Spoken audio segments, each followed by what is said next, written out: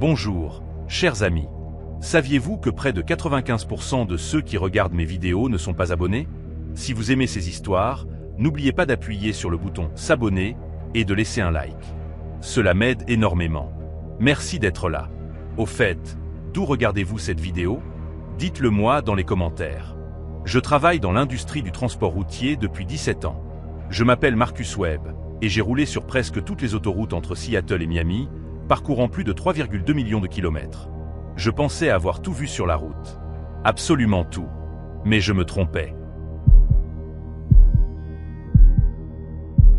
C'était à la fin du mois d'octobre 2018.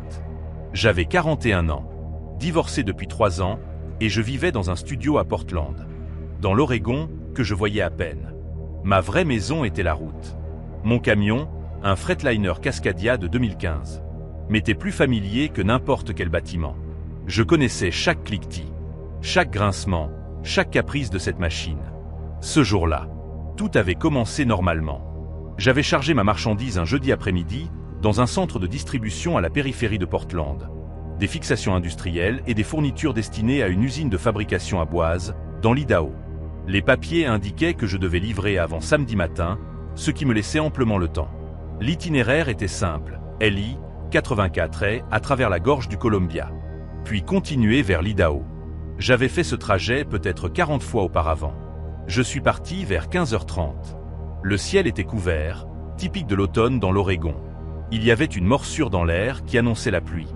J'ai fait mon inspection avant le départ, vérifiant les phares, les freins, les pneus, tout le matériel habituel. Tout semblait en ordre. La marchandise était bien arrimée, le poids correctement réparti, et j'avais un plein de diesel. Ma dispatchereuse, une femme nommée Carole, avec qui je travaillais depuis 6 ans, m'a appelé alors que je montais dans la cabine. « Marcus, tu as le manifeste ?»« Oui, Carole. Tout est prêt. Le temps va se gâter ce soir. Un système arrive de la côte. Garde un œil là-dessus. D'accord, je t'appellerai quand je serai à mi-chemin.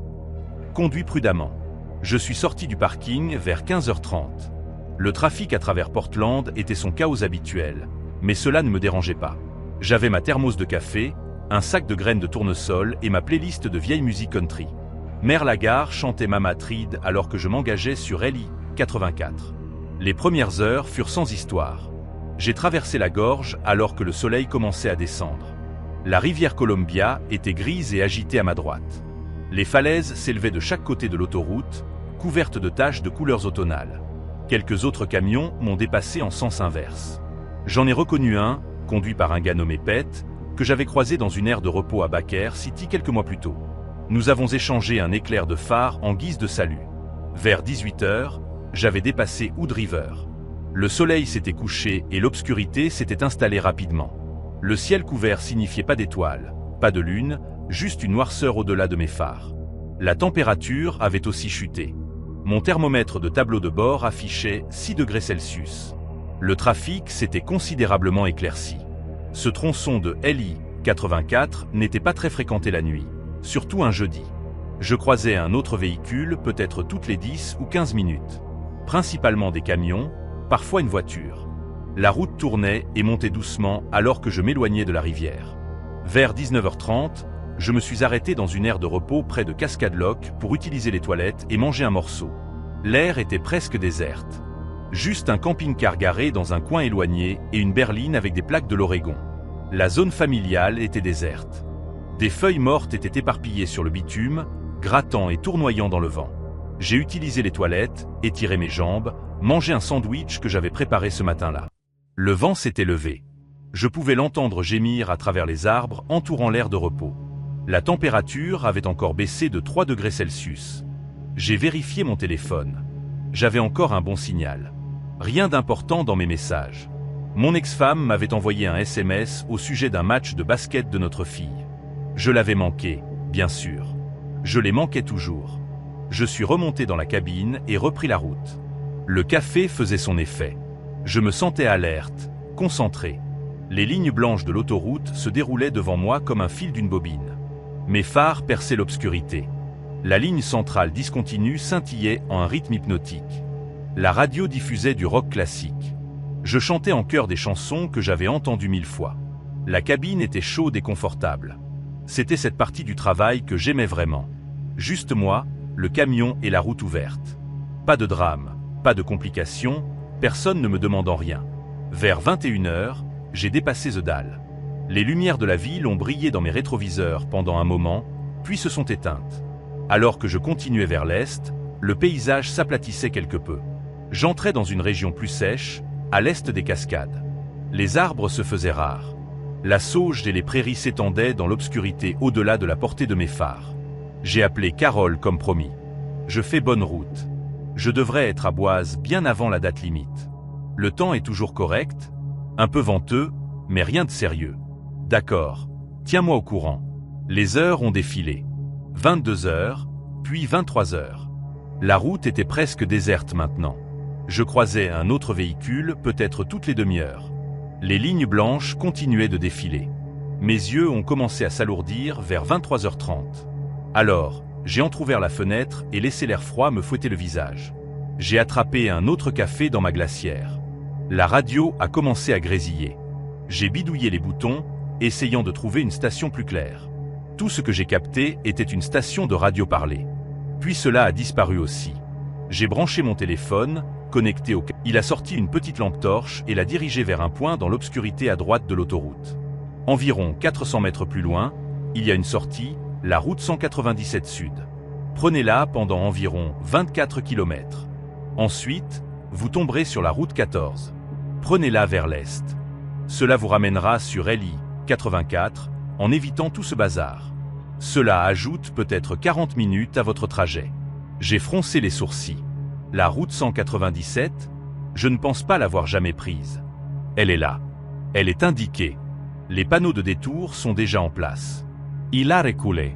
Conduise prudement. La route peut être un peu rugueuse par endroits. Merci, officier. Il a hoché la tête et s'est éloigné pour diriger le véhicule suivant qui arrivait derrière moi. J'ai remis le camion en marche et j'ai commencé à avancer lentement. En effet, environ 400 mètres plus loin, j'ai vu une bretelle de sortie que je n'avais jamais remarquée auparavant. Il y avait un grand panneau orange de détour avec une flèche pointant vers la bretelle. J'ai vérifié mon GPS. L'écran montrait LI 84 qui continuait devant moi, mais il n'y avait pas de sortie ici sur la carte. Ce n'était pas inhabituel. Les bases de données GPS n'étaient pas toujours mises à jour avec chaque route secondaire. J'avais déjà été dans cette situation. On suit les panneaux de détour officiels, pas le GPS. J'ai mis mon clignotant et j'ai dirigé le camion sur la bretelle de sortie. En bas, il y avait un panneau stop et une autre flèche de détour pointant vers la gauche. Le panneau indiquait route 7 Sud. J'ai tourné à gauche. La route était étroite, seulement 2 voies, sans accotement à proprement parler. Le revêtement était plus rugueux que sur l'autoroute.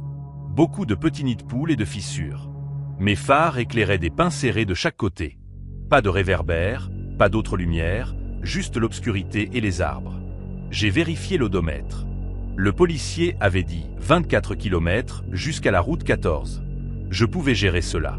Je serais de retour sur LI 84 en moins d'1 heure et j'arriverai toujours à temps pour ma livraison. C'est ce que je me suis dit en conduisant plus profondément dans l'obscurité. La route serpentait doucement à travers la forêt.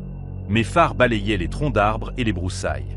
La ligne blanche de bordure à droite était effacée, à peine visible par endroits. La ligne centrale jaune était plus fraîche, mais toujours usée. Ce n'était pas une route bien entretenue, mais ce n'était pas la pire que j'avais empruntée non plus. J'ai maintenu ma vitesse autour de 70 km/h. La route avait des courbes et des creux que je ne voyais que lorsque j'étais dessus. La suspension grinçait alors que le camion rebondissait sur le revêtement inégal. La marchandise se déplaçait légèrement dans la remorque, produisant ce bruit de tassement qui me faisait toujours vérifier mes rétroviseurs. Après environ 5 km, j'ai passé un autre panneau de détour. Il était plus petit que le premier, monté sur un poteau en bois au bord de la route. La flèche réfléchissante pointait tout droit. Au moins, j'allais dans la bonne direction. La forêt semblait devenir plus dense. Les arbres se resserraient autour de la route. De temps en temps, je voyais des yeux réfléchissants dans l'obscurité. Probablement des cerfs ou des élans qui observaient depuis la lisière de la forêt. Le vent s'était levé. Je pouvais voir les branches se balancer dans mes phares. 8 km, 9 km. Aucun autre véhicule, aucun bâtiment, aucune allée, aucune route secondaire. Juste une étroite route à 2 voies traversant une forêt sans fin. Ma musique continuait de jouer, mais cela semblait incorrect, trop joyeux pour cette solitude. Je l'ai éteinte. Les seuls sons étaient le ronronnement diesel du moteur et le sifflement des pneus sur le revêtement rugueux. J'ai réessayé la radio. Du grésillement sur toutes les stations. Je n'étais pas surpris. J'étais probablement dans une zone morte, trop loin de tout émetteur, entouré de collines et d'arbres. Je récupérerai le signal une fois sur la route 14. 11 km, 12 km. J'ai vérifié le GPS à nouveau. L'écran montrait toujours LI 84 avec mon point bleu flottant dans ce qui semblait être un espace vide à côté de l'autoroute. Recalcul de l'itinéraire, disait-il de cette voix féminine calme. Faites demi-tour dès que possible. Je suis le détour, bon sang, ai-je marmonné. Le GPS s'en moquait. Il voulait que je retourne sur l'autoroute. 13 km, 14 km. Je devrais être proche de la route 14. Les arbres ont commencé à s'éclaircir un peu. La route s'est redressée. Je pouvais voir plus loin maintenant, peut-être 400 mètres de chaussée vide avant qu'elle ne disparaisse dans une autre courbe. C'est alors que j'ai remarqué la première chose étrange. Mon horloge de tableau de bord indiquait minuit 47, mais j'aurais juré avoir roulé sur ce détour pendant au moins 30 minutes, peut-être 40. J'avais pris ce détour juste après minuit.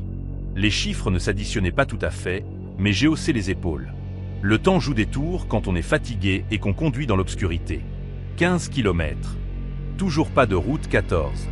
Le policier avait dit 24 km, donc il me restait encore quelques kilomètres. Mais quelque chose me tracassait. Je n'avais pas vu un autre panneau de détour depuis celui à 5 km. Pour un détour officiel, il est marqué généralement de manière régulière. J'ai continué à conduire. La forêt est revenue, épaisse et sombre. La route a commencé à monter légèrement, une montée que je pouvais sentir dans le moteur. Le compteur de température restait stable, mais je pouvais entendre le turbo travailler un peu plus fort. 16 km, 17 km. Mes phares ont capté quelque chose de réfléchissant plus loin. Je me suis redressé, espérant voir la jonction avec la route 14. En m'approchant, j'ai vu que c'était un autre panneau de détour, juste une flèche pointant vers l'avant. Toujours sur la bonne voie. Mais quelque chose chez ce panneau me dérangeait. J'ai ralenti en le dépassant, le regardant dans mon rétroviseur. Il ressemblait exactement au panneau de 5 km plus tôt. Même taille, même emplacement, même poteau en bois. Le matériau réfléchissant avait le même motif de rayures et d'usure. 20 km. Toujours pas de route 14. La route continuait tout droit dans la forêt. J'ai ralenti à environ 55 km/h, cherchant tout type de jonction ou d'intersection. Rien. Juste des arbres, du bitume et de l'obscurité. J'ai arrêté le camion au milieu de la route, l'ai mis au point mort, serré le frein, et je suis resté assis là, moteur tournant au ralenti, essayant de réfléchir. Le policier avait été clair. 24 km jusqu'à la route 14. J'avais roulé 20 km. Où était-elle? J'ai attrapé mon téléphone. Pas de signal. Ce n'était pas inhabituel ici, mais c'était frustrant. J'ai regardé le GPS, qui me montrait toujours hors de l'autoroute, me disant toujours de faire demi-tour. Aucune aide là-bas. D'accord. Peut-être que j'avais mal compté.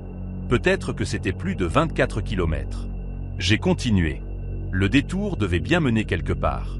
Je ne pouvais pas être le seul qu'ils avaient envoyé par là. D'autres conducteurs passeraient. J'ai relâché le frein et j'ai recommencé à conduire. 21 km, 22 km. La surface de la route s'est détériorée.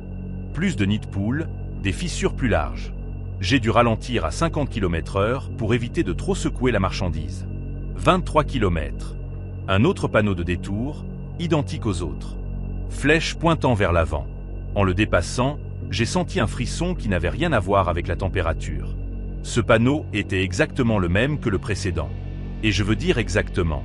Les mêmes rayures, le même motif d'usure sur la surface réfléchissante, la même légère inclinaison vers la gauche sur son poteau en bois. Je me suis dit que j'étais paranoïaque. Les panneaux fabriqués en série se ressemblent tous. L'éclairage et les angles jouaient des tours, mais je n'y croyais pas vraiment. 24 km, 25 km. La route a franchi une colline et a commencé à descendre. À travers les arbres à droite, j'ai aperçu ce qui aurait pu être une vallée ou une clairière, mais il faisait trop sombre pour en être sûr. C'est alors que j'ai vu l'aire de repos. Elle est apparue soudainement sur le côté droit de la route. Un petit parking en bitume avec un abri de pique-nique et ce qui semblait être des toilettes sèches. Il n'y avait pas de panneau l'annonçant, pas de liste des équipements, juste ce petit espace de stationnement au milieu de nulle part. Ce qui m'a vraiment fait la remarquer, c'était la voiture. Elle était garée sous l'abri de pique-nique, une berline sombre, peut-être bleu foncé ou noir. Difficile à dire dans la faible lumière. Il y avait une seule lampe sur un poteau, mais elle était faible et clignotante, projetant des ombres incertaines. J'ai ralenti, presque jusqu'à l'arrêt, regardant cette voiture. Les vitres étaient sombres. Je ne pouvais pas dire si quelqu'un était à l'intérieur. La voiture était juste là, parfaitement immobile, au milieu de cette aire de repos isolée sur une route qui était censée mener à la route 14, mais qui ne semblait en réalité mener nulle part. Chaque instinct me disait de continuer à conduire. Ce n'était pas mon problème. Quelqu'un avait probablement eu une panne et appelé à l'aide. Attendait une dépanneuse. Rien d'étrange à cela, mais quelque chose n'allait pas. La voiture avait l'air fausse, d'une certaine manière. La façon dont elle était garée, l'angle, l'immobilité totale. Et pourquoi quelqu'un se garerait-il sous l'abri au lieu d'utiliser une place de parking normale? J'ai passé lentement, observant dans mon rétroviseur la lumière faible et la voiture sombre s'éloigner dans la distance. Toute la scène m'a donné une sensation de malaise au creux de l'estomac. 26 km, 27 km. La route semblait s'étendre à l'infini.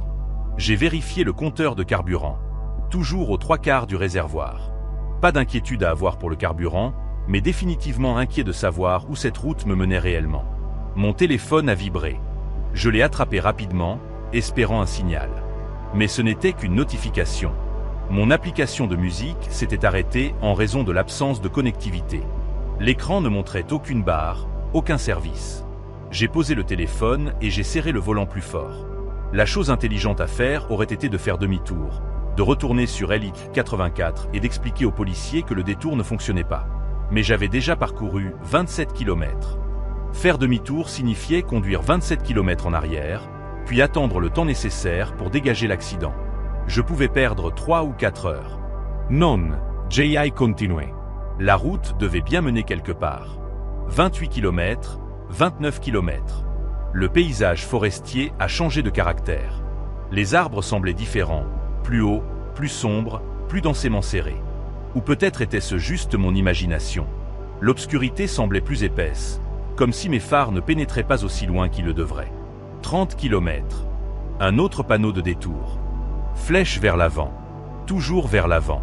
J.I. rit. Ce n'était pas un rire joyeux. C'était le rire de quelqu'un dont l'esprit commence à se fissurer, poussé au-delà de la pensée rationnelle. Toujours vers l'avant, ai-je dit, imitant la voix plate du travailleur routier. Parce que c'est ce que disent les panneaux. 31 km, 32 km. La radio a grésillé à nouveau. La même diffusion, les mêmes phrases en boucle. Route 197. Procédez avec prudence. Conditions routiers. Véhicule d'urgence en intervention. J'ai éteint la radio. Je ne voulais plus l'entendre. Je ne voulais plus penser à ce que cela signifiait. 33 km. La route a commencé à me sembler familière. Ou peut-être l'imaginais-je. Tout semblait identique dans l'obscurité. Bitume, arbre et vide. 34 km, 35 km. J'avais roulé 35 km sur un détour de 24 km. Il me restait peut-être 80 km de carburant, et je n'avais toujours aucune idée de l'endroit où cette route menait réellement. L'horloge a indiqué exactement 3 heures. Et c'est alors que la route s'est terminée. Pas progressivement, pas avec un avertissement. Elle s'est simplement terminée. Mes phares ont capté le bord, un mur de terre et de rochers bloquant complètement la route. Comme si quelqu'un avait décidé que le bitume s'arrêtait là et avait comblé le reste avec un remblai de terre. J'ai freiné brutalement. Le camion a dérapé, les pneus crissant. Je me suis arrêté à environ 3 mètres de la barrière. Je suis resté là, respirant fort, fixant le mur de terre. Il s'étendait sur les 2 voies, haut d'environ 2,5 mètres. Complètement infranchissable. C'était ça, la fin du détour. Mais ce n'était pas la route 14. Ce n'était pas LI 84. Ce n'était rien. Une impasse. J'ai regardé dans mes rétroviseurs. La route s'étendait dans l'obscurité derrière moi. L'avant était bloqué. Je devrais faire demi-tour. Conduire en arrière, c'est 35 km. Repasser devant le travailleur routier au visage déformé. Repasser devant les aires de repos avec les véhicules abandonnés. Repasser devant la station-service qui avait éteint toutes ses lumières d'un coup. Cette pensée m'a rempli d'une terreur si profonde que j'avais à peine le souffle. Mais je n'avais pas le choix. Je ne pouvais pas rester là. Jedavej zbóż. J'ai commencé le processus laborieux de faire demi-tour avec mon camion sur la route étroite. Cela a pris plusieurs allers-retours. La remorque oscillait largement, la route à peine assez large. Tout ce temps, je m'attendais à voir quelque chose dans mes rétroviseurs. Le travailleur routier, la berline, quelque chose. Finalement, j'ai réussi à orienter le camion dans l'autre sens. J'ai commencé à conduire vers l'ouest au lieu de l'est, en direction de LI 84. 35 km à parcourir. L'horloge indiquait 3 hores i 12 minuts. J'ai conduit en silence. Pas de radio, pas de musique, juste le moteur et ma propre respiration saccadée. 1 kilomètre, 2 kilomètres, 3 kilomètres. J'ai regardé le compteur kilométrique descendre. 32 kilomètres, 31 kilomètres. La route semblait différente dans cette direction. Ou peut-être était-ce mon imagination. Les arbres semblaient plus sombres, les courbes plus prononcées. 29 kilomètres, 28 kilomètres. J'ai passé un panneau de détour, mais la flèche était différente cette fois. Elle pointait derrière moi, vers l'impasse. Cela n'avait pas de sens. Mais plus rien n'avait de sens. 27 kilomètres, 26 kilomètres. J'aurais dû atteindre le feu de tonneau maintenant. L'endroit où le travailleur routier se tenait. Mais il n'y avait rien. Juste du bitume vide. Pas de tonneau, pas de feu, pas d'homme. 25 kilomètres. L'aire de repos devrait apparaître bientôt, celle avec la voiture sous l'abri de pique-nique. J'appréhendais de la revoir, mais j'avais aussi besoin de savoir si elle était toujours là. 24 kilomètres, 23 kilomètres, mais l'aire de repos n'est jamais apparu. La route n'était que forêt et bitume. Pas d'aire de repos, pas de voiture, rien. J'ai senti un cri monter dans ma gorge. Où était tout? J'avais passé ces repères en allant. Ils auraient dû être là au retour. À moins que ce ne soit pas la même route. À moins que faire demi-tour m'ait mis sur une version différente de la route 197. 22 km, 21 km.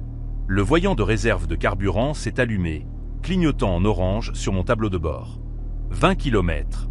Mon téléphone a vibré à nouveau. Je l'ai attrapé si vite que j'ai failli le faire tomber. 2 barres de signal. 2 barres. J'ai essayé d'appeler Carole, ma dispatchereuse. L'appel s'est connecté, a sonné une fois, puis a coupé. Plus de signal. J'ai essayé le 911. Même chose. Une sonnerie, puis rien. J'avais envie de hurler de frustration. À la place, j'ai serré le volant plus fort et j'ai continué à conduire. 19 km, 18 km. J'avais roulé 18 km sur un détour qui aurait dû en faire 24. J'étais quelque part dans l'Oregon, ou peut-être dans l'Idaho, sur une route qui n'apparaissait sur aucune carte, après avoir vu une voiture effectuer une accélération physiquement impossible. Rien de tout cela n'avait de sens. Aucune de ces choses n'était possible, mais cela arrivait. La partie rationnelle de mon cerveau essayait de trouver des explications. Peut-être avais-je pris un mauvais tournant sans m'en rendre compte. Peut-être que le policier à l'accident m'avait donné de mauvaises informations. Peut-être que c'était une route alternative que les bases de données GPS ne connaissaient pas encore. Mais les explications rationnelles semblaient creuses. Elles n'expliquaient pas les panneaux de détour identiques ou les lumières de la station-service qui s'éteignaient simultanément ou cette berline. 17 km, 16 km. La route a commencé à monter à nouveau. Une pente douce vers le haut. La brousse a laissé place à des arbres épars, puis à une forêt plus dense. C'est alors que j'ai revu l'aire de repos. Mon sang s'est glacé. C'était la même aire de repos que tout à l'heure, celle avec la voiture garée sous l'abri de pique-nique. Même disposition, même lumière faible et clignotante, même berline sombre à la même place. J'avais roulé 35 km, et d'une manière ou d'une autre, j'étais revenu là où j'étais avant. Non, c'était impossible. J'avais conduit tout droit, je n'avais pas fait demi-tour.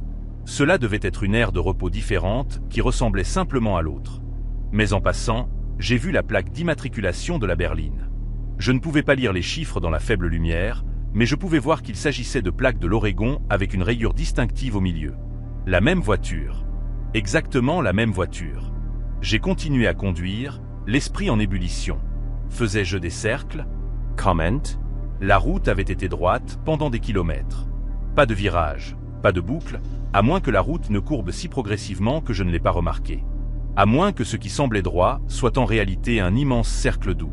30 km, 29 km. J'ai cherché tout signe indiquant que je répétais l'itinéraire, tout repère que je reconnaissais. Mais dans l'obscurité, tout semblait identique. Arbres, bitume et nuit. 31 km. Un autre panneau de détour, flèche, 32 km, 33 km. L'horloge indiquait 3h23. J'étais sur ce détour depuis 3h18. Mon voyant de carburant était juste au-dessus du quart de réservoir. Il me restait peut-être 160 km, probablement moins. Que se passerait-il quand je n'aurais plus de carburant? Est-ce que je resterais assis au bord de cette route impossible jusqu'au matin? Et si le matin ne venait jamais? Et si cette route existait dans une sorte de poche où les règles normales ne s'appliquaient pas? J'ai secoué la tête violemment. Arrête, ai-je dit à voix haute. Tu es fatigué. Tu paniques. Il y a une explication rationnelle. Mais je n'en trouvais aucune. 34 km, 35 km. La route descendait de la colline dans une vallée.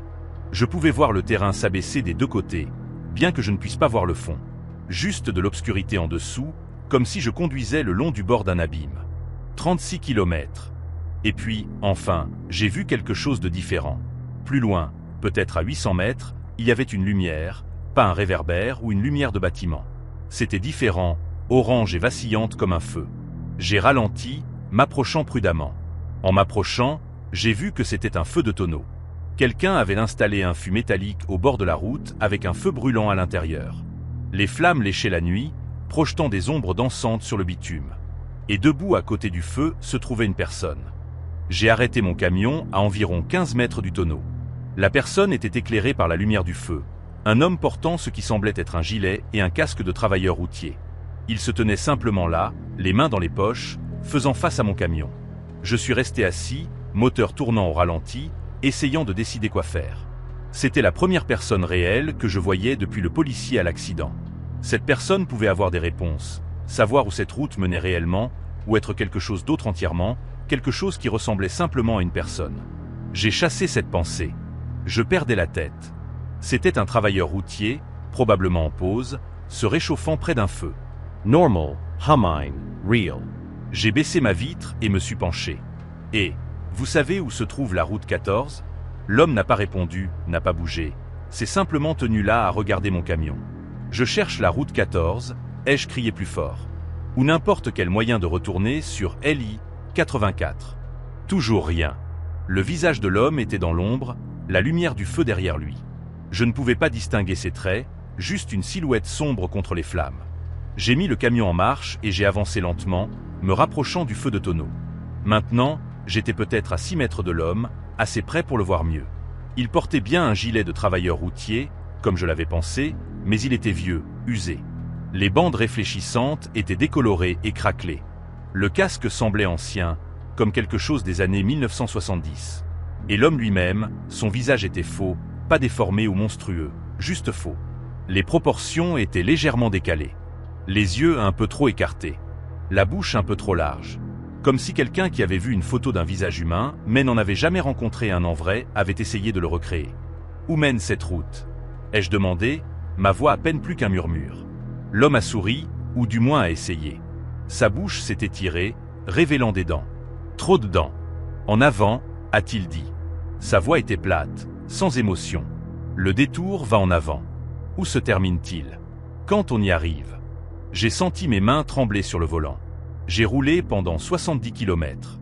Le policier a dit que c'était 24 km jusqu'à la route 14.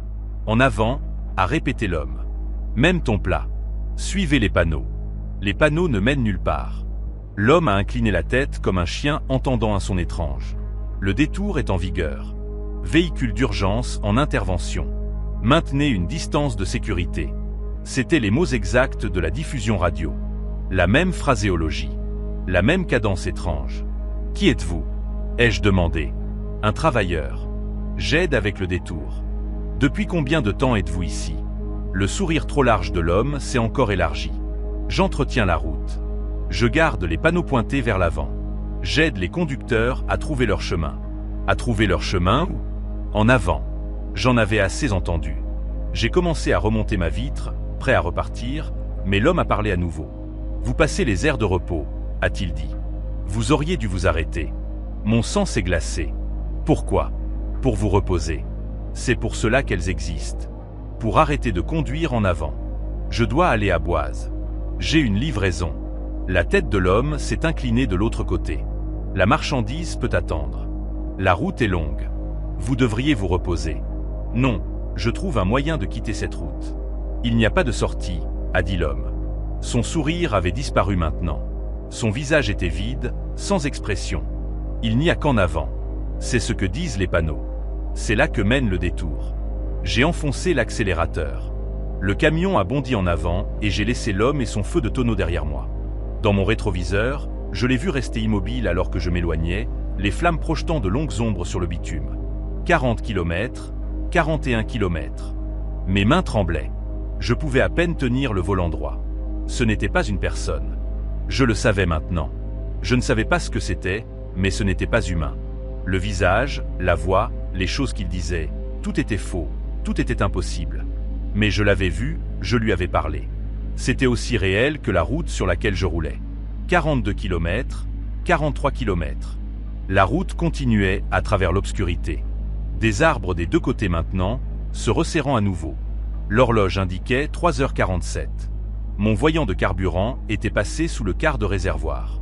J'allais bientôt être à sec si je ne trouvais pas un moyen de quitter cette route. 44 km. Un autre panneau de détour. Flèche vers l'avant. Toujours vers l'avant. J'ai commencé à rire. Ce n'était pas un rire joyeux. C'était le rire de quelqu'un dont l'esprit se défait, qui a été poussé au-delà de la pensée rationnelle. En avant, ai-je dit, imitant la voix plate du travailleur routier. Toujours en avant, parce que c'est ce que disent les panneaux. 45 km, 46 km. La radio a grésillé à nouveau. La même diffusion, les mêmes phrases en boucle. Route 197. Procédez avec prudence. Conditions routiers. Véhicule d'urgence en intervention. Je l'ai éteinte. Je ne voulais plus l'entendre.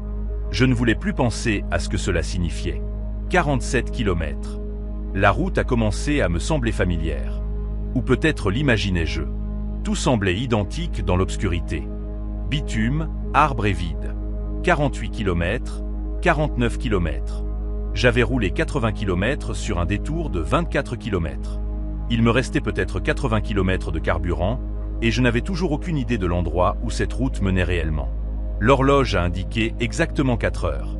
Et c'est alors que la route s'est terminée.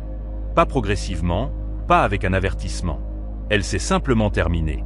Mes phares ont capté le bord, un mur de terre et de rochers bloquant complètement la route. Comme si quelqu'un avait décidé que le bitume s'arrêtait là et avait comblé le reste avec un remblai de terre. J'ai freiné brutalement. Le camion a dérapé, les pneus crissant. Je me suis arrêté à environ 3 mètres de la barrière.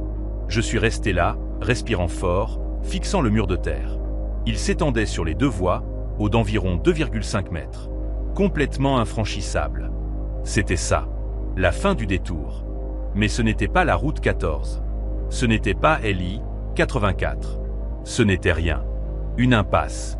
J'ai regardé dans mes rétroviseurs. La route s'étendait dans l'obscurité derrière moi. L'avant était bloqué. Je devrais faire demi-tour.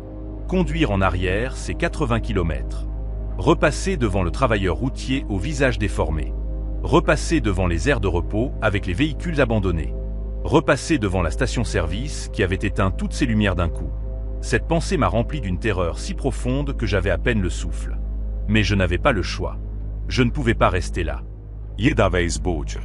J'ai commencé le processus laborieux de faire demi-tour avec mon camion sur la route étroite.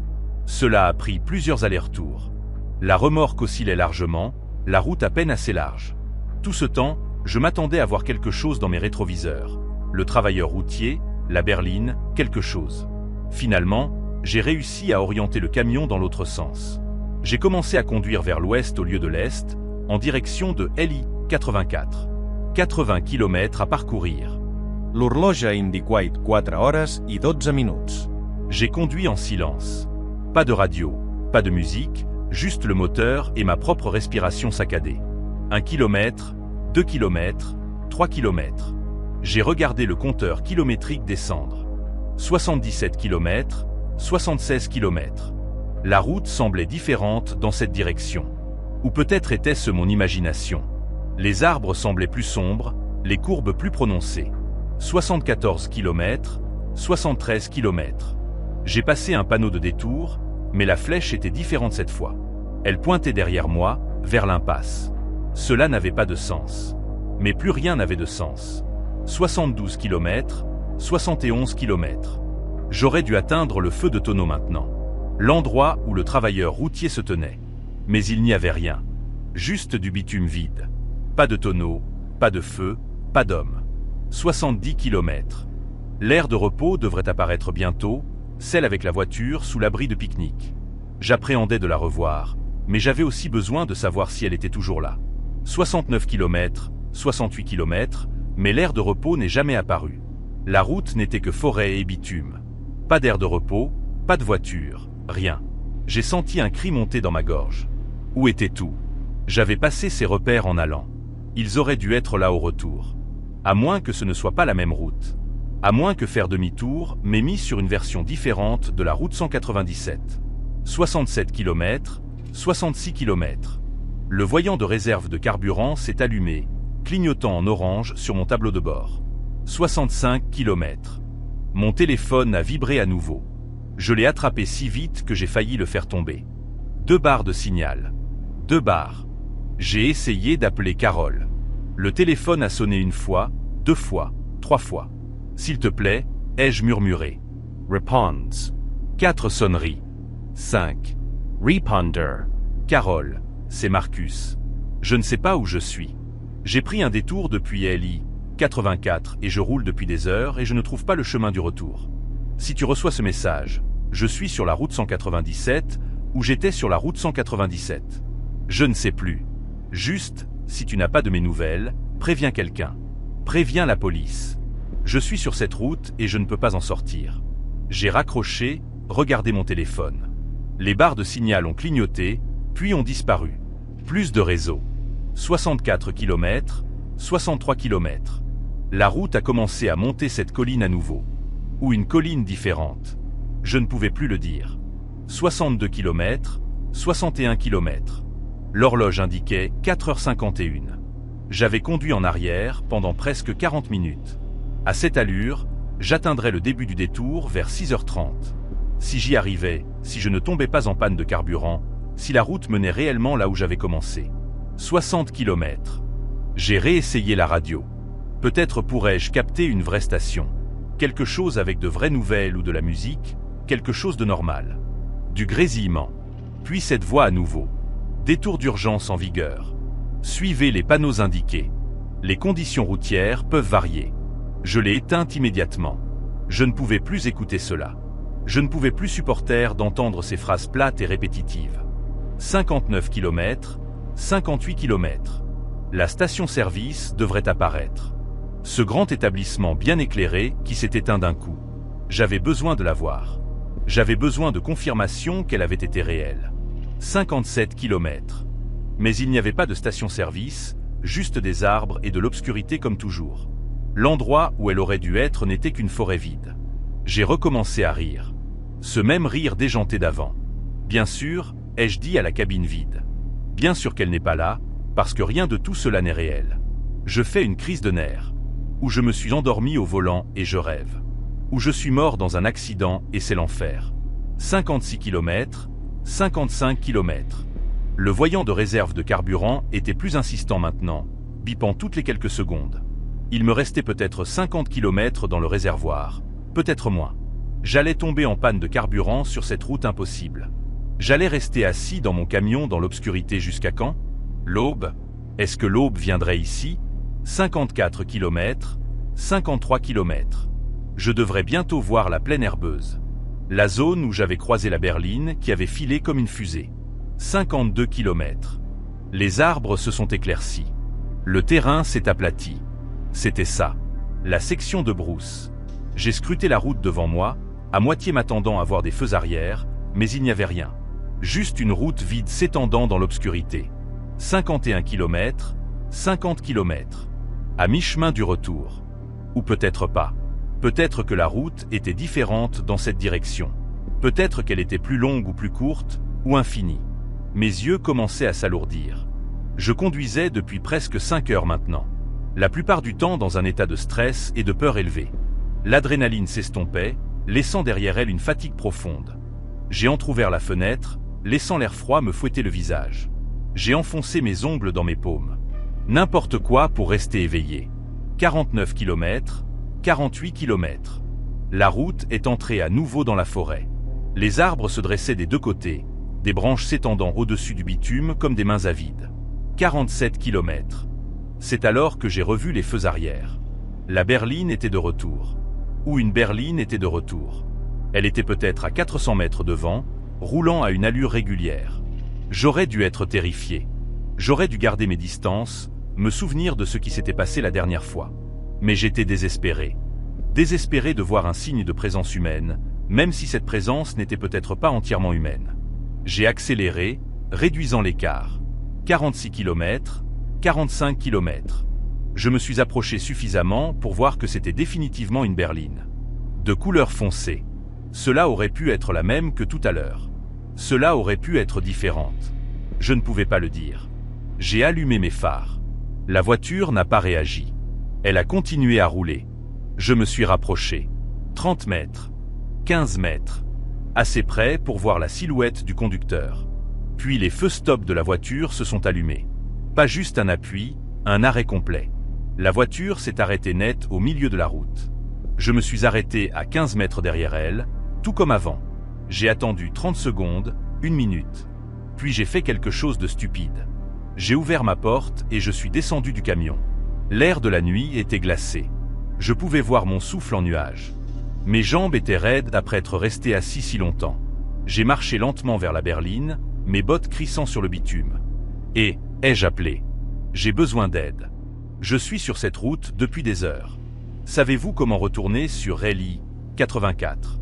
La voiture était silencieuse, moteur tournant, l'échappement soufflant de petits nuages. Je me suis approché. 6 mètres, 3 mètres, assez près pour voir à travers la vitre côté conducteur. Il n'y avait personne à l'intérieur.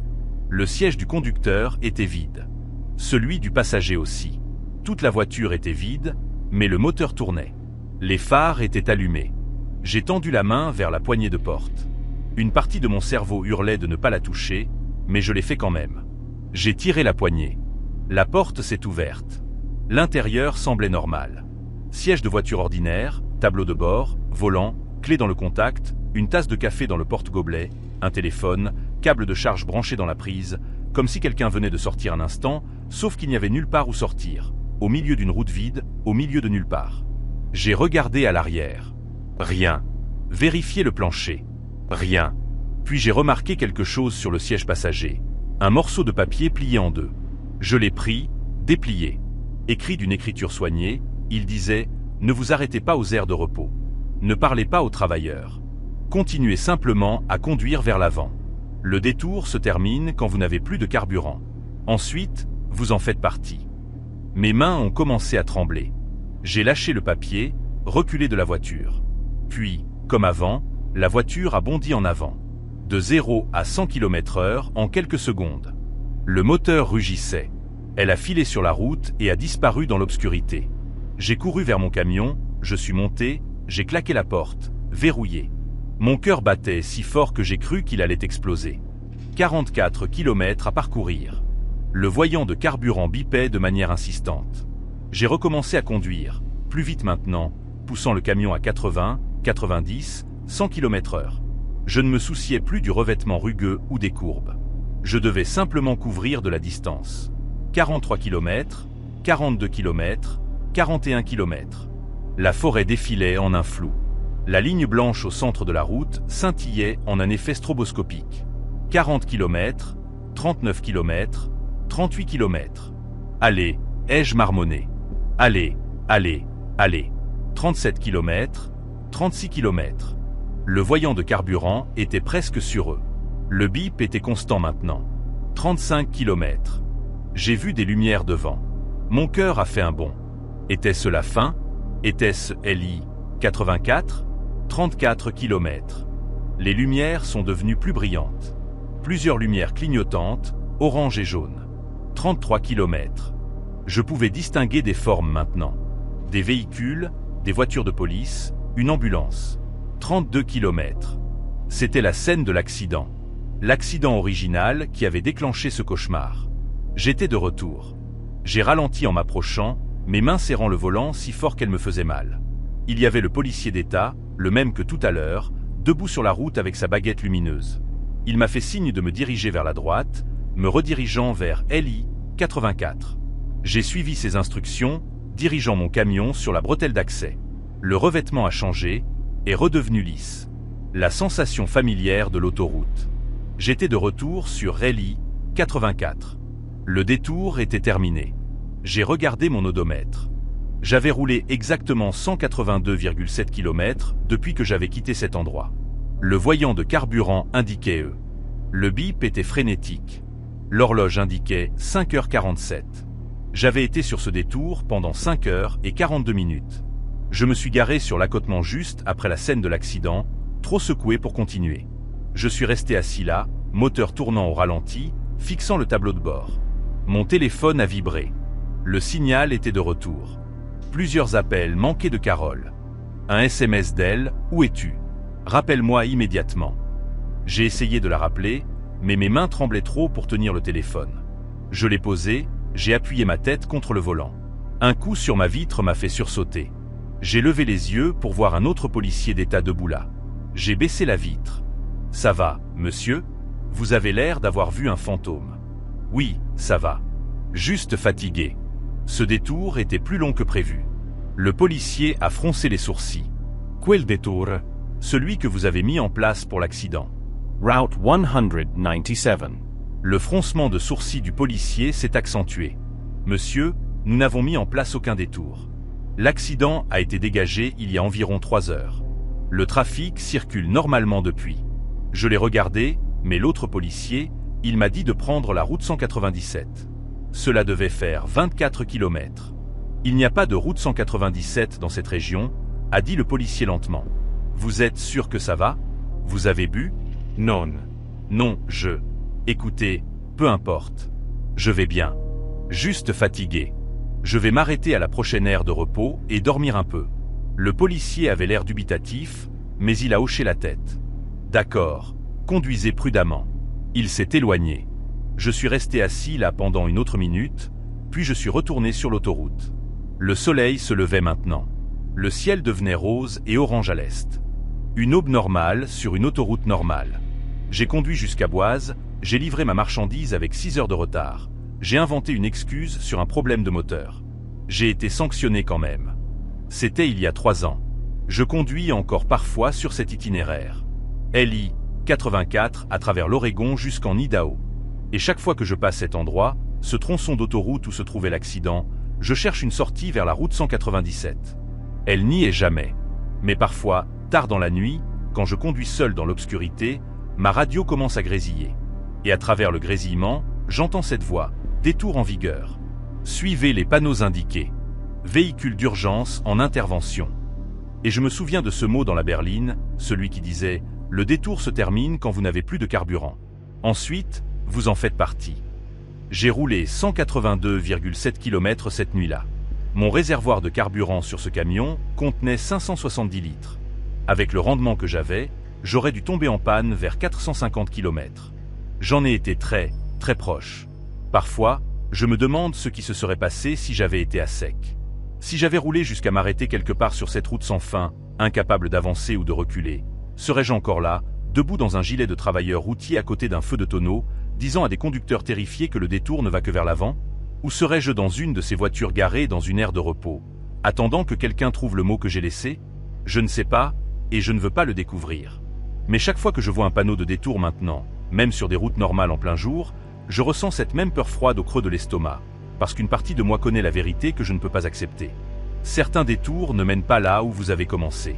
Certains détours ne vont que dans une seule direction. Toujours vers l'avant. Je conduis toujours des camions. Je fais toujours le trajet Portland-Boise, mais je ne le fais plus jamais de nuit. Je planifie mes chargements pour une arrivée de jour, même si cela signifie moins d'argent. Ma dispatchereuse, Carole, m'a demandé une fois. Tu préférais les trajets de nuit avant. Qu'est-ce qui a changé? Je lui ai dit que je vieillissais, que j'avais besoin de mieux dormir. Elle a semblé accepter cela. Mais la vérité est plus simple et plus terrifiante. J'ai peur que, une nuit, je vois à nouveau ces lumières clignotantes. Cette scène d'accident qui ne devrait pas exister. Ce policier qui me dira de prendre un détour qui n'est sur aucune carte. Et cette fois, je n'aurai pas assez de carburant pour revenir. Le mot disait que le détour se termine quand vous n'avez plus de carburant, quand vous en faites partie. J'en étais à 10 km. À 10 km de devenir quelque chose qui se tient au bord de la route et sourit avec trop de dents. À 10 km de devenir un avertissement que personne n'écoutera. Je me dis que j'ai eu de la chance, que je m'en suis sorti, que ce n'était qu'une expérience bizarre et isolée qui ne se reproduira jamais. Mais tard dans la nuit, quand je ne peux pas dormir, je pense à cette route, la route 197, la route qui n'existe pas, et je me demande combien de conducteurs y sont encore. Combien ne sont pas revenus? Combien roulent encore vers l'avant, brûlant leur dernière goutte de carburant, se disant qu'ils trouveront la route 14 juste après le prochain virage? Combien ont déjà été à sec, se sont déjà arrêtés, font déjà partie du détour qu'ils ont désespérément essayé de fuir? Je consulte parfois les forums de routiers, à la recherche d'histoires similaires à la mienne. Des conducteurs qui ont pris des détours étranges, qui ont roulé sur des routes qui n'étaient pas sur les cartes. J'en ai trouvé quelques-unes. Pas beaucoup, mais assez pour savoir que je ne suis pas seul. Assez pour savoir que, quelle que soit cette route, elle est toujours là. Toujours attirant des conducteurs, toujours se nourrissant. Un message est resté avec moi. Un routier dans le Wyoming qui a pris un détour depuis LI 80, a roulé pendant des heures sur une route non marquée, a finalement retrouvé son chemin. Mais quand il a vérifié son journal de carburant, il avait brûlé 2 fois plus de diesel que la distance ne l'aurait requis. Comme si la route était plus longue que les kilomètres ne l'indiquaient. Comme si la distance fonctionnait différemment là-bas. Un autre routier, dans le Nevada. Son GPS a cessé de fonctionner pendant un détour. Quand il s'est rallumé, il montrait qu'il avait parcouru plus de 320 km dans une direction qu'il jurait ne pas avoir prise. Ils sont là. Ces routes, ces détours impossibles qui apparaissent quand on en a le moins besoin et disparaissent quand on les cherche plus tard. Je ne sais pas ce qu'ils sont. Je ne sais pas pourquoi ils existent. Je ne sais pas s'ils sont un phénomène naturel ou quelque chose de délibérément créé ou quelque chose qui a toujours été là, caché dans les espaces entre les routes normales. Ce que je sais, c'est ceci. Si vous conduisez tard dans la nuit et que vous voyez une scène d'accident avec un panneau de détour indiquant une route que vous ne reconnaissez pas, réfléchissez bien avant de la prendre. Vérifiez votre carburant. Vérifiez-le 2 fois, parce que vous allez avoir besoin de chaque goutte pour revenir. Et si vous prenez ce détour, si vous vous retrouvez sur une route sombre avec des panneaux identiques et une sensation tenace que quelque chose ne va pas, ne vous arrêtez pas. Pas aux aires de repos. Pas pour les gens debout près des feux. Pas pour les voitures abandonnées. Continuez simplement à conduire vers l'avant. Surveillez votre jauge de carburant et priez pour revenir avant qu'elle n'atteigne. Parce qu'une fois que vous êtes à sec, eh bien, alors vous faites partie du détour, vous aussi. Alors vous êtes celui qui se tient près du feu, portant un vieux gilet de travailleur routier, souriant avec trop de dents, disant au prochain conducteur terrifié que le détour ne va que vers l'avant, pour toujours vers l'avant, dans l'obscurité sans fin. Je m'appelle David Brennan. J'ai 47 ans et je conduis des camions de long parcours depuis 22 ans. Avant cela, j'ai passé 6 ans dans l'armée en tant que spécialiste du transport. Conduire, c'est ce que je sais faire. C'est ce que je fais bien. C'est la seule chose qui ait jamais eu du sens pour moi. Cela s'est passé en mars 2016, au début du printemps, lorsque l'hiver serrait encore les États du Nord dans ses griffes, mais commençait à desserrer son étreinte. Je transportais un chargement d'équipements industriels de Minneapolis, dans le Minnesota, à Rapid City, dans le Dakota du Sud. Principalement des pièces de machines, des composants en acier fabriqué, des éléments lourds. Le poids total s'élevait à environ 35 000 kg, bien dans les limites légales, mais suffisamment lourd pour que je sente la résistance du vent contre la remorque. J'ai pris le chargement un mardi matin, le 15 mars. Le ciel était couvert, la température autour de 5 degrés Celsius. Il restait des tas de neige sale dans les coins du quai de chargement, vestige d'une tempête de la semaine précédente. Les gars de l'entrepôt étaient efficaces comme d'habitude, m'ont chargé et fait signer les papiers en moins de 2 heures. Mon camion était un Peterbilt 579 de 2014, Bordeaux et chrome, avec un peu plus de 640 000 km au compteur. Je l'avais acheté d'occasion 3 ans plus tôt, et il m'avait bien servi. Entretien régulier, pas de panne majeure. Je connaissais chaque bruit qu'il faisait, chaque vibration, chaque particularité. Quand on passe 70 heures par semaine dans un véhicule, il devient une extension de soi-même. L'itinéraire était simple, LI 94 Ouest en sortant de Minneapolis, à travers les prairies de l'ouest du Minnesota, puis traverser la frontière vers le Dakota du Sud et continuer sur LI 90 Ouest en direction de Rapid City. Distance totale, environ 885 km. Je prévoyais de le faire en une seule fois, peut-être m'arrêter une fois pour faire le plein et manger, et arriver en fin de soirée. Je suis parti de l'entrepôt à 10h30. Le trafic dans les villes jumelles était modéré pour un mardi. J'ai traversé les zones industrielles, me suis engagé sur LI 94 et me suis installé dans le rythme de la route. La cabine était chaude, le café fumant, et j'avais une playlist complète de livres audio prêts à être écoutés. J'écoutais un roman policier, quelque chose à propos d'un détective traquant un tueur en série. Assez captivant pour occuper mon esprit, mais pas au point de me faire perdre ma concentration sur la route. Les premières heures se sont déroulées sans incident. J'ai traversé Saint-Cloud vers midi, me suis arrêté dans une aire de repos juste après pour utiliser les toilettes et prendre un sandwich. L'endroit était bondé, le parking rempli de camions, des conducteurs allant et venant. J'ai reconnu quelques gars que j'avais croisés dans d'autres aires au fil des ans. Nous nous sommes salués d'un hochement de tête, cette reconnaissance silencieuse de notre profession partagée. De retour sur la route à 12h30, le paysage a progressivement changé, passant de l'étalement urbain à des terres agricoles, des champs plats s'étendant jusqu'à l'horizon, la plupart encore bruns et endormis par l'hiver. Quelques plaques de neige subsistaient dans les fossés et les zones ombragées.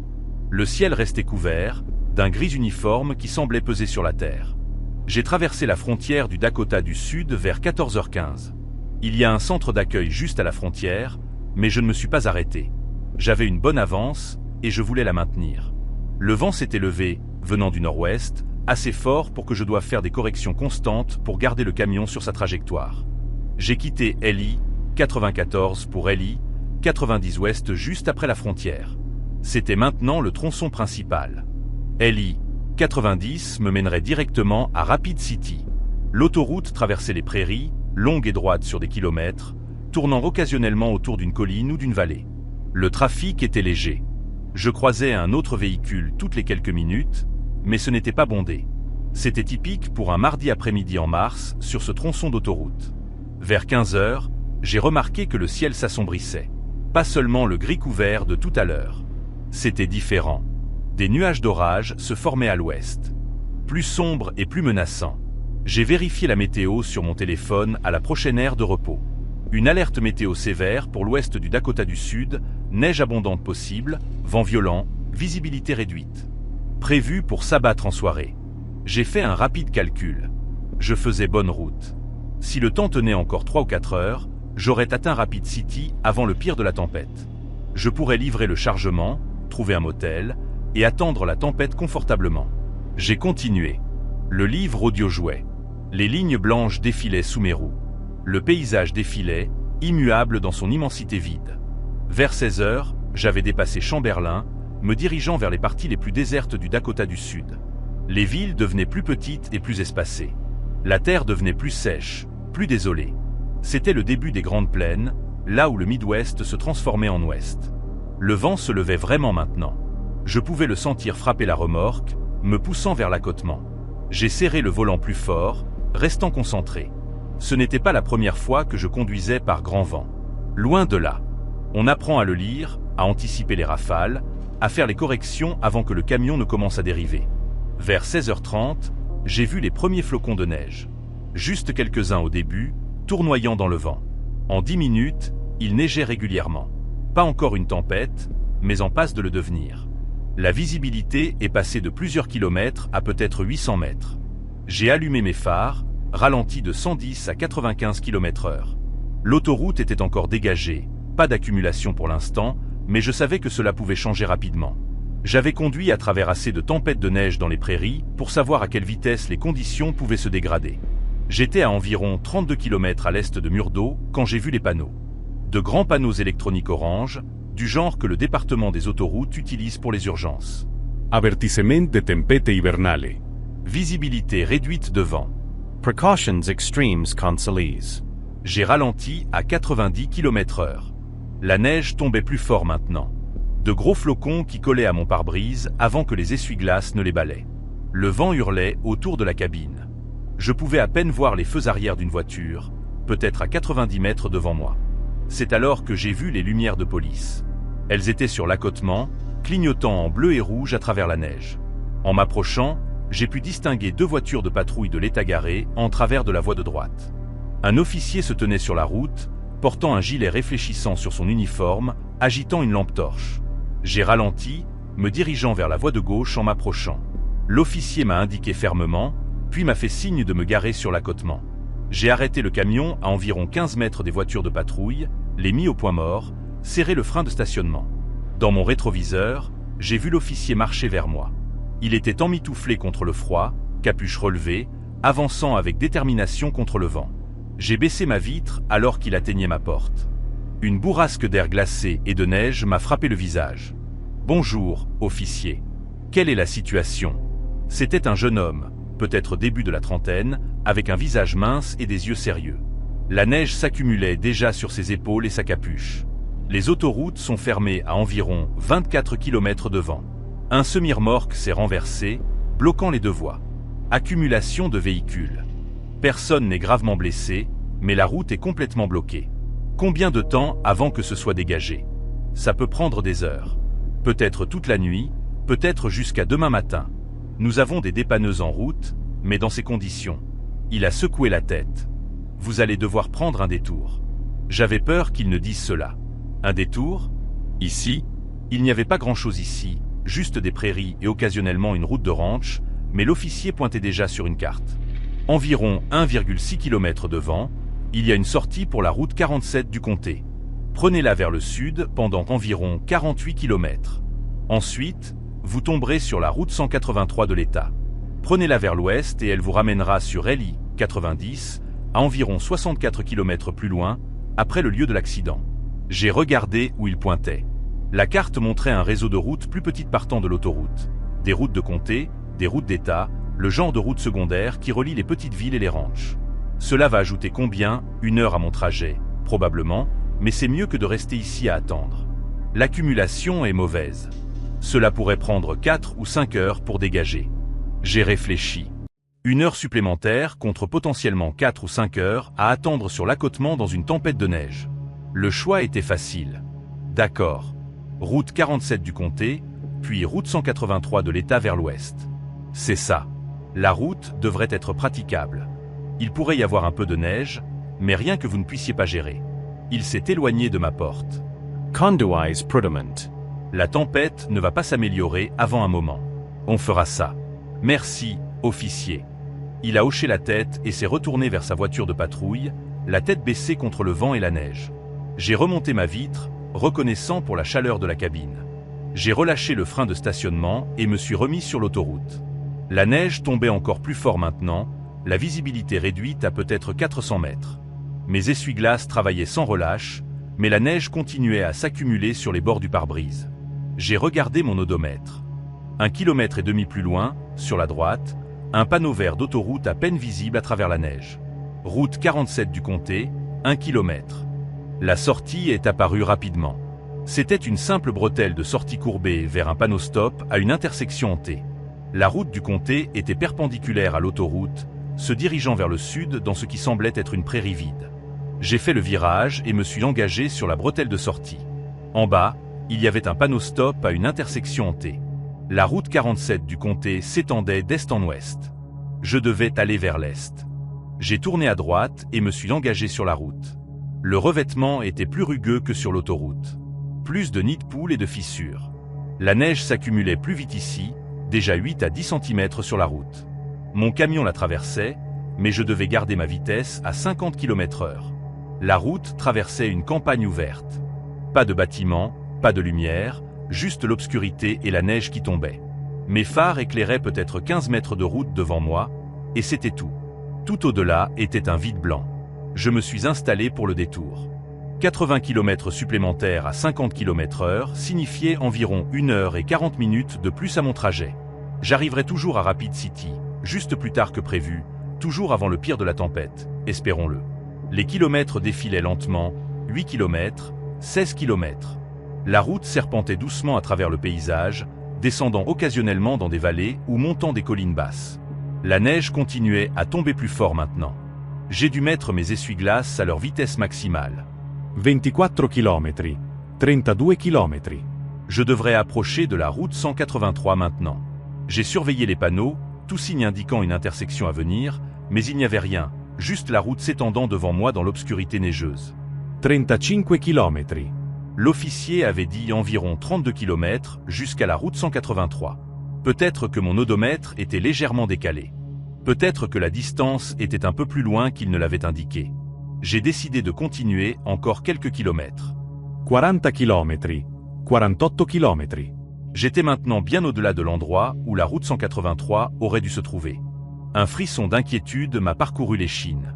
Avais-je manqué le virage d'une manière ou d'une autre? Avais-je zappé et conduit sans m'en rendre compte? Non. Impossible. J'avais surveillé attentivement, cherché des panneaux. On ne rate pas une intersection d'autoroute entière, même dans une tempête de neige, à moins que l'officier ne m'ait donné de mauvaises indications, ou que je n'ai mal compris, ou que l'annonce radio ait été erronée. J'ai décidé de continuer un peu plus loin. Peut-être que les distances étaient fausses.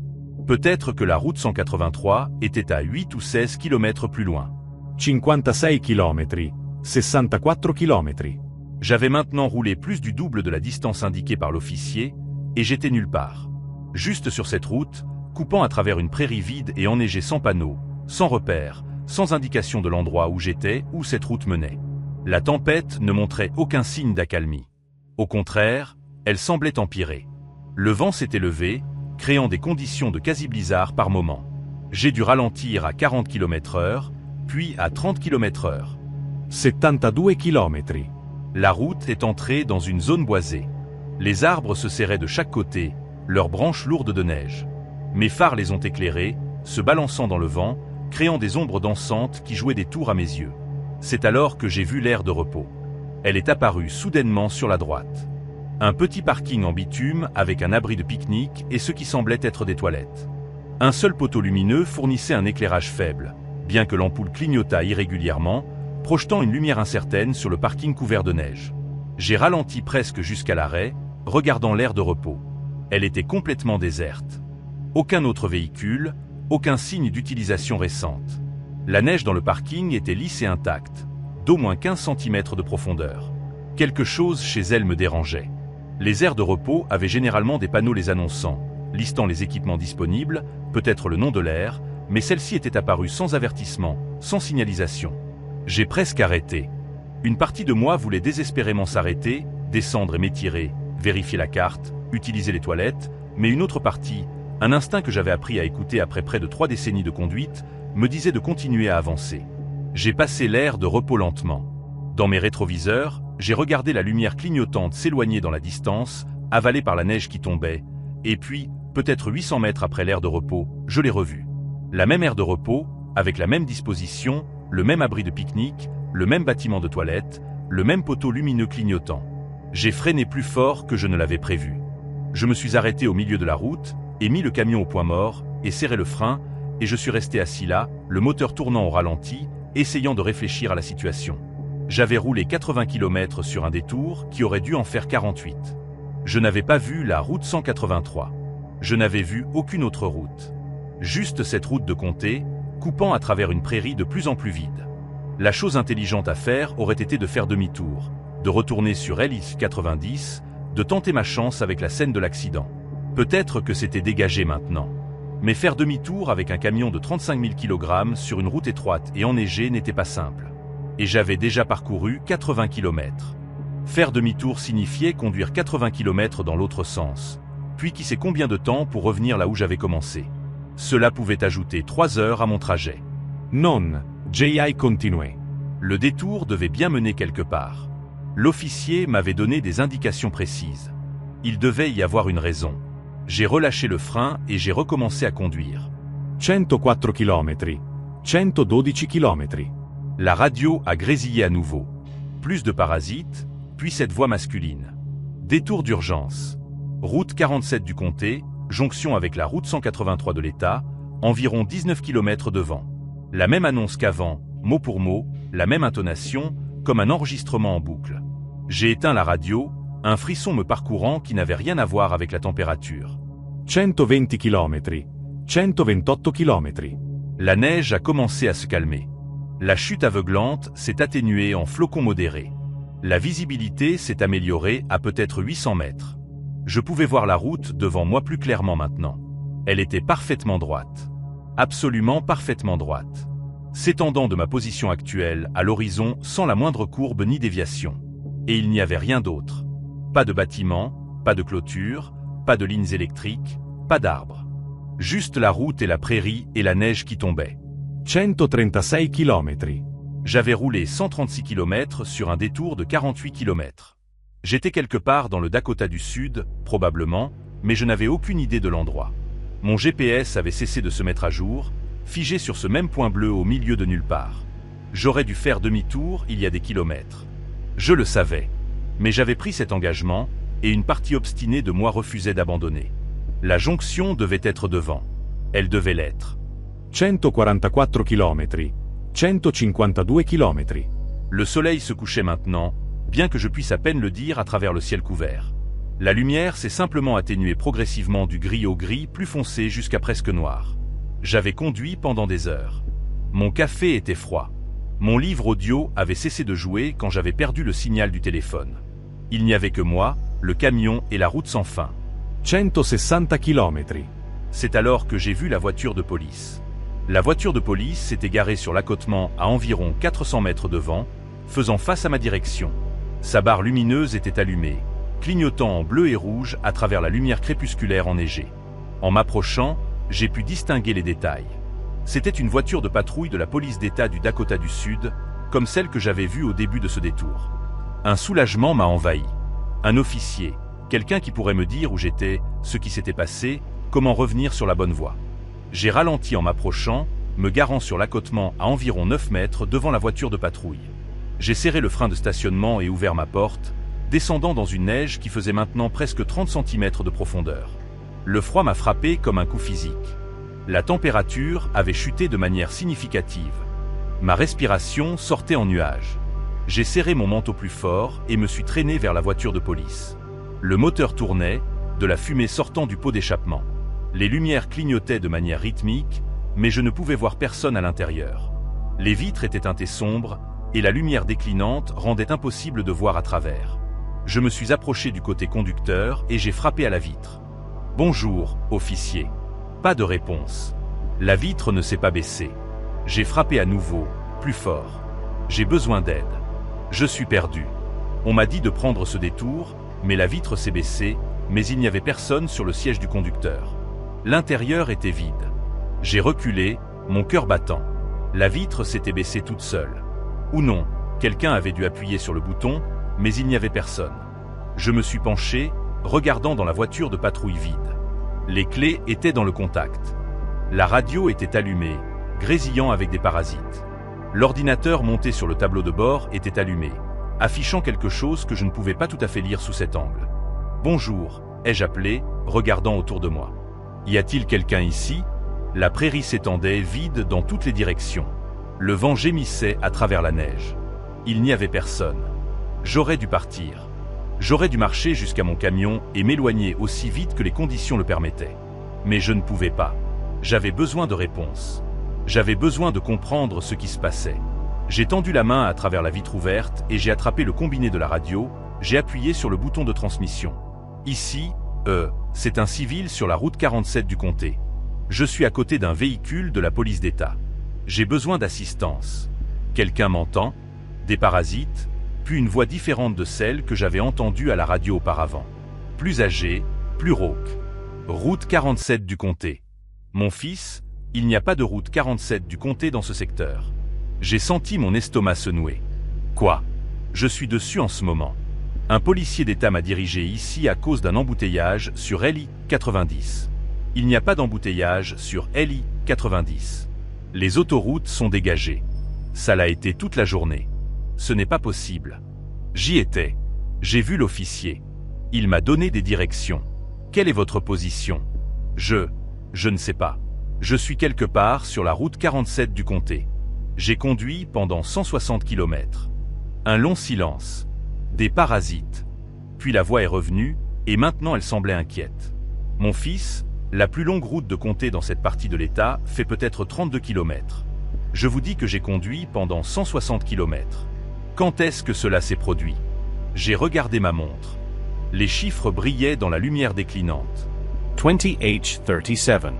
Donc, vous conduisez sur cette route depuis presque 4 heures. J'ai voulu dire non. J'ai voulu dire qu'il avait tort, que ma montre avait tort. Mais les preuves étaient là. L'obscurité, la fatigue que je commençais à ressentir, les gobelets de café vides sur le siège passager. Je suppose que oui, ai-je dit doucement. Écoutez-moi. Je veux que vous me disiez exactement où vous êtes. Regardez autour de vous. Décrivez ce que vous voyez. Je suis sur une route à 2 voies. Route 47 du comté. Selon le panneau que j'ai vu quand je me suis engagé dessus, il y a de la neige, peut-être 30 cm de profondeur. La route est droite aussi loin que je peux voir. Il n'y a rien autour. Pas de bâtiment, pas de lumière, rien. Juste la prairie. Et vous êtes à côté de l'une de nos voitures de patrouille. Oui, elle est en marche. Les lumières sont allumées, mais il n'y a personne dedans. Un très long silence. J'ai pu entendre d'autres voix en arrière-plan. Conversation A to Phi. Mon fils, je vais avoir besoin que vous vérifiez quelque chose pour moi. Regardez la plaque d'immatriculation de cette voiture de patrouille. Dites-moi le numéro. J'ai fait le tour jusqu'à l'arrière de la voiture. La plaque était couverte de neige. Je l'ai essuyée avec ma main gantée. Les chiffres et les lettres sont apparus, mais quelque chose chez eux semblait faux. Le format était correct pour le Dakota du Sud, mais les chiffres eux-mêmes semblaient scintiller, comme s'ils étaient imprimés sur quelque chose de réfléchissant qui captait la lumière de manière étrange. Je les ai lus à la radio. Shop 2471. Silence à l'autre bout. Puis, pouvez-vous répéter cela?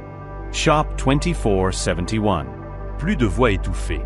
Puis la voix plus âgée est revenue et maintenant elle semble étendue. Ce véhicule a été mis hors service il y a 12 ans. Il a été impliqué dans un accident. Detroit. Ce numéro de plaque ne devrait pas exister. Ma main tremblait alors que je tenais la radio. Ce n'est pas possible. Je le regarde en ce moment. Je crois que vous regardez quelque chose, mais je ne pense pas que ce soit l'une de nos voitures de patrouille, pas une actuelle. Alors, qu'est-ce que c'est? Je ne sais pas, mais je veux que vous vous éloigniez. Remontez dans votre camion. Et la radio s'est coupée. Comme ça, en plein milieu de la phrase. Des parasites. Puis plus rien. J'ai appuyé sur le bouton de transmission. Allô, vous êtes là? Rien. J'ai réessayé. Allô. Quelqu'un m'entend? La radio était morte, ou la fréquence était morte, ou quelque chose. J'ai raccroché le combiné et me suis éloigné de la voiture de patrouille. Les lumières continuaient à clignoter. Le moteur continuait à tourner, mais cela semblait faux maintenant, comme un accessoire dans une pièce de théâtre plutôt qu'un véhicule réel. Je suis retourné à mon camion aussi vite que la neige me le permettait. Je suis monté dans la cabine, j'ai claqué la porte, l'ai verrouillée, et démarré le moteur et ai mis le chauffage à fond. Mes mains tremblaient. Pas à cause du froid, à cause de quelque chose d'autre. Peut-être la peur, ou la réalisation progressive que quelque chose n'allait pas du tout dans cette situation. J'ai regardé mon carnet de bord. C'était une exigence légale. Je devais enregistrer mes heures de conduite, mes périodes de repos, mes emplacements. Je l'avais rempli mécaniquement toute la journée, à peine en y prêtant attention. J'ai tourné à la page du jour. La dernière entrée que j'avais écrite était à 16h52. Sortie de LI 90 sur la route 47 du comté au kilomètre 192. Détour en raison d'un accident. La ligne suivante était vide. Je n'avais rien rempli d'autre. Mais selon ma montre, il était maintenant 20h42. J'avais conduit pendant près de 4 heures sans enregistrer un seul kilomètre, un seul emplacement, un seul point de contrôle. Ce n'était pas mon genre. J'étais méticuleux avec mes carnets.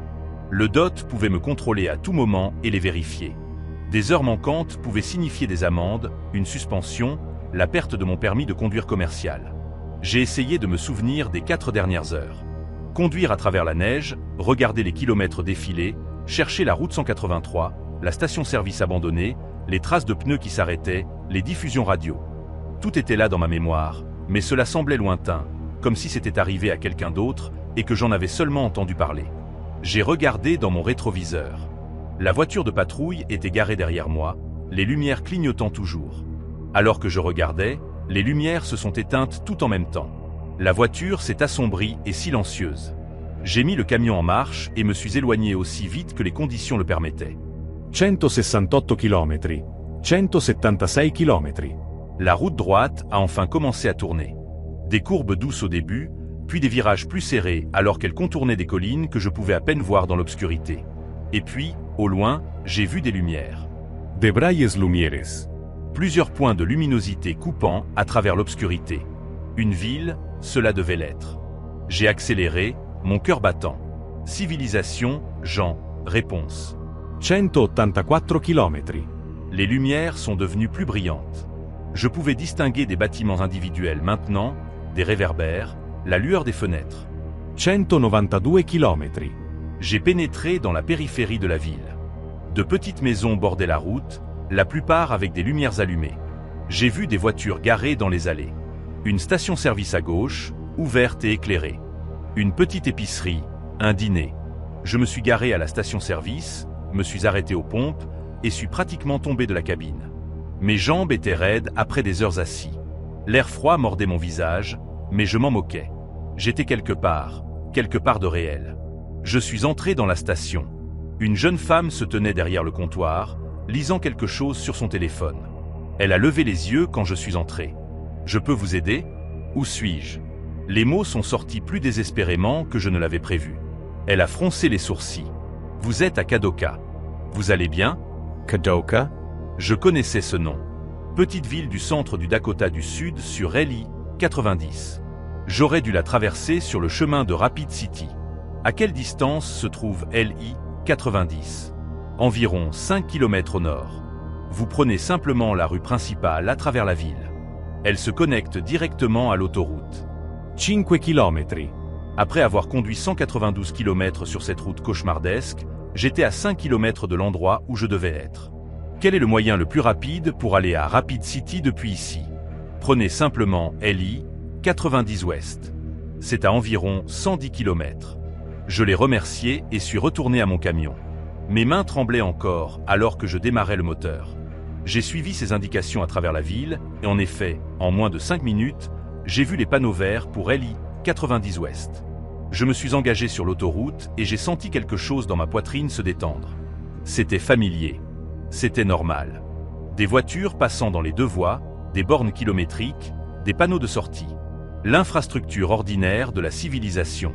J'ai poussé le camion à 110 km/h, impatient de rattraper le temps perdu. La neige avait complètement cessé. Les routes étaient dégagées. Le ciel commençait même à montrer des étoiles entre les nuages. À 22h47, je me suis garé à l'endroit de livraison à Rapid City. 4 heures de retard, mais j'y étais arrivé. Le responsable de nuit est venu me rencontrer, clairement agacé par le retard. « Où diable étiez-vous ? Nous vous attendions à 19h. » Je me suis retrouvé coincé dans cet embouteillage sur LI 90. J'ai dû prendre un détour. Quell'embouteillage. L'autoroute a été dégagée toute la journée. Je l'ai regardé. L'accident multivéhicule à l'est de Murdo. La police d'État avait toute l'autoroute fermée. Il a secoué la tête. J'ai écouté les rapports de trafic toute la soirée parce que je vous attendais. Aucun accident n'a été signalé sur LI 90. J'ai voulu argumenter, vouloir insister sur le fait que je l'avais vu, qu'un policier d'État m'avait dirigé, que j'avais conduit 192 km à cause de ce détour. Mais j'étais trop fatigué, trop secoué. Je voulais juste que cette livraison soit terminée pour pouvoir trouver un motel et dormir. Ils ont déchargé le camion. J'ai signé les papiers. À minuit, j'étais enregistré dans un motel bon marché en bordure de l'autoroute, assis sur le bord du lit, fixant mon carnet de bord. La page du jour était toujours incomplète. La dernière entrée, 16h52, sortie de LI 90 sur la route 47 du comté. J'avais besoin de remplir le reste. Le DOT l'exigeait, mais je ne me souvenais pas de la plupart des détails. Oh, je me souvenais des événements, la route sans fin, la voiture de patrouille abandonnée, la ville de Kadoka. Mais les heures précises, les lieux, les kilomètres, tout était flou, comme essayer de se souvenir d'un rêve après s'être réveillé. J'ai fait de mon mieux, j'ai inventé des entrées qui semblaient raisonnables. 18h30. Continuation sur la route de détour. 20H45. Arrivé à Kadoka, Dakota du Sud. 21h. Retour sur LI 90. Mais même en les écrivant, je savais qu'elles étaient fausses. Les heures ne correspondaient pas à ce qui s'était réellement passé. Les distances n'avaient pas de sens. J'ai mis le carnet de côté et j'ai sorti mon téléphone. J'ai recherché la route 47 du comté, Dakota du Sud. La recherche n'a rien donné. Aucune route de comté portant ce numéro dans la partie du Dakota du Sud où j'avais conduit. J'ai recherché la route 183 de l'État, Dakota du Sud. Aucun résultat. Tout comme la voix à la radio l'avait dit, il n'y avait pas de route 183 de l'État. J'ai recherché accident I-90 Murdo, 15 mars 2016. Rien. Aucun rapport de nouvelles, aucun avis de trafic, aucune mention d'accident sur ce tronçon d'autoroute à cette date. Selon Internet, le détour que j'avais pris n'existait pas. L'accident qu'il avait causé ne s'était pas produit. Les routes que j'avais empruntées n'étaient pas réelles. Mais je les avais conduites pendant des heures, sur 192 km. J'ai éteint la lumière et me suis allongé dans le lit, fixant le plafond. Dehors, je pouvais entendre le son lointain du trafic sur LI 90. Trafic normal. Trafic réel. Des gens allant à des endroits qui apparaissent sur les cartes. Le sommeil n'est pas venu facilement. Quand il est enfin venu, j'ai rêvé de routes droites à travers des prairies vides, de voitures de patrouille sans conducteur, de traces de pneus qui s'arrêtaient au milieu de nulle part. Note mystique ajoutée. Kadoka n'est pas une ville ordinaire. C'est une porte, un passage entre les routes réelles et les détours fantômes. Ceux qui y arrivent après avoir pris un détour impossible savent qu'ils ont eu de la chance. Mais ils savent aussi qu'ils ne sont pas vraiment revenus. Une partie d'eux est restée sur la route, conduisant toujours, cherchant toujours une sortie. Et un jour, peut-être, cette partie les rappellera. Peut-être que la prochaine fois qu'ils prendront un détour, ils ne reviendront pas du tout. Ils deviendront une autre ombre sur la route, un autre officier fantôme, un autre conducteur perdu dans l'obscurité sans fin. Je me suis réveillé à 6 heures, avec l'impression de n'avoir presque pas dormi. Chaque muscle de mon corps me faisait mal. Mes yeux étaient irrités et douloureux. J'ai pris une douche, me suis habillé et j'ai quitté le motel à 6h30.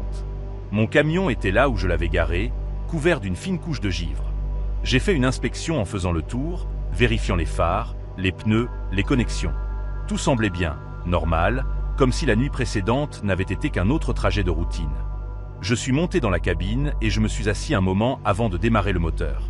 Le carnet de bord était sur le siège passager là où je l'avais laissé. Je l'ai pris et j'ai regardé à nouveau la page de la veille. Les entrées que j'avais écrites semblaient fausses à la lumière du matin. L'écriture était la mienne, mais elle semblait tremblante, comme si je l'avais écrite épuisée ou stressée. Plus que cela, il y avait quelque chose d'étrange avec la page elle-même. Dans la marge, à côté de l'entrée de 16h52, il y avait une petite marque. Je me suis penché, tenant la page vers la lumière, traversant le pare-brise. Ce n'était pas une marque. C'était une écriture. Une écriture minuscule, à peine visible, au crayon. Si légère que je l'avais manquée dans la chambre du motel. Elle disait « Ne retourne pas ». J'ai senti un frisson me parcourir. Je n'avais pas écrit cela, j'en étais sûr. Alors, qui l'avait fait? J'ai feuilleté le reste du carnet de bord, cherchant d'autres anomalies. La plupart des pages semblaient normales, mes entrées habituelles dans mon écriture habituelle, mais là, sur une page de 2 semaines plus tôt, une autre note en marge, ce ne sont pas de vrais officiers. Et sur une page d'un mois plus tôt, les routes reviennent en boucle. Je n'avais jamais écrit cela. Je le savais, mais elles étaient dans mon carnet de bord, dans ce qui semblait être mon écriture, juste beaucoup plus petite et plus légère. Mon téléphone a sonné, me faisant sursauter. C'était ma dispatchereuse, Carole. David, enfin. Où étiez-vous passé? J'ai essayé de vous joindre depuis hier après-midi. J'ai fait la livraison. Tout va bien. Tout ne va pas bien. Vous aviez 4 heures de retard. Le client menace de nous lâcher. Qu'est-ce qui s'est passé? J'ai voulu lui dire la vérité. Voulu décrire le détour, la route impossible, la voiture de patrouille sans conducteur. Mais je savais comment cela sonnerait. Faux. Comme si je faisais une crise de nerfs. Il y avait une tempête de neige. J'ai dû prendre un détour. J'ai perdu le signal cellulaire pendant un moment. Un détour? J'ai vérifié les rapports de trafic. Il n'y avait aucune fermeture de route sur votre itinéraire. Il y a eu un accident. La police m'a détourné sur une route de comté. Elle a marqué une pause. J'ai pu l'entendre taper. Je ne vois aucun accident signalé sur LI 90 hier. Pas dans le Dakota du Sud. Il était là. Je l'ai vu. David, ça va? Vous semblez bizarre. Je vais bien. Juste fatigué. Le détour a été stressant. Une autre pause. Bon. Eh bien, vous avez une autre livraison à récupérer. Vous pouvez la gérer? J'ai regardé le tableau de bord, la route devant moi, visible à travers le pare-brise. Pourrais-je la gérer? Pourrais-je retourner sur la route après ce qui s'était passé? Je n'avais pas le choix. C'était mon travail. C'était ma vie. Oui, je peux la gérer. Bien. Je vous envoie les détails maintenant. Prise en charge à Sturgis. Livraison à Billings. Cela devrait être simple. Compris. Et David, la prochaine fois qu'il y a un problème, appelez-moi. Ne disparaissez pas pendant 4 heures. J'essaierai. Elle a raccroché. Je suis resté assis là, tenant le téléphone, fixant l'écran. 4 heures. C'est ce que tout le monde continuait de dire. 4 heures manquantes de la veille. Mais je me souvenais de ces heures. Conduire à travers la neige, regarder les kilomètres s'accumuler. M'arrêter à la voiture de patrouille. Les heures n'étaient pas manquantes de ma mémoire. Elles manquaient de la réalité. J'ai démarré le moteur et je suis sorti du parking du motel. Les indications pour Sturgis étaient simples. Juste rester sur Rally 90 en direction de l'ouest. Facile. En conduisant, j'ai continué à surveiller les sorties, les routes de comté, tout signe qui pourrait ressembler à ce détour à nouveau. J'ai passé la sortie où je pensais avoir tourné la veille.